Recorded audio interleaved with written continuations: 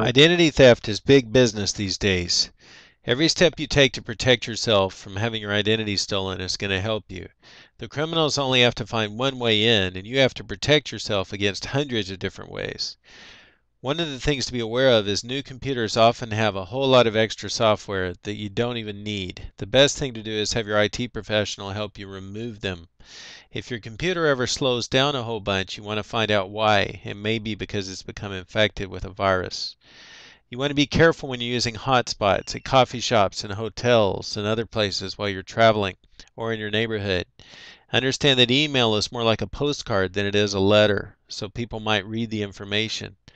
Also, it's very important to securely encrypt any attached files that you want to keep private. Beware of email messages that say urgent or forward this to all of your friends. You also want to beware of opening attachments of any kind. They may contain some kind of virus, and the person who sent the email may not even be aware that the virus was in there.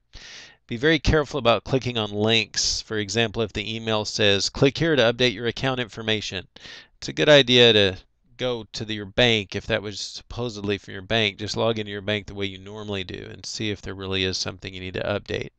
A lot of us avoid opening email greeting cards or email postcards. I'm one of them. If you ever send me a postcard or a greeting card, I'm just not going to open it because unfortunately there's no way for me to tell if it's really from you or if it's from somebody who means harm. You also want to be very careful about a message that may pop up on your screen sometime when you're about to look at a video that says click here to get the latest video player update. Some of them will look very, very real. They may even have the Adobe Flash logo and stuff attached to them.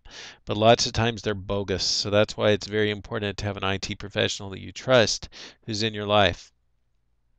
You always want to keep this information to yourself no matter what. Usernames and passwords, that's for you and you only to know.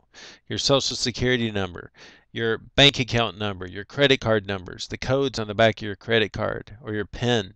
If you're placing an order online, you may be giving them your credit card number, in some cases the code on the back of the card, and maybe even the expiration date, but you're certainly not going to tell them your PIN. That's only for you to know, and just be very, very cautious who you give this information to. A lot of the banks offer you a one-time card number that you can use on a website, and then after that, no one can use the number for anything else. It's just a single-use number. Strong passwords, I'm sure you've heard that, so I won't drill that into your head, but it's for real.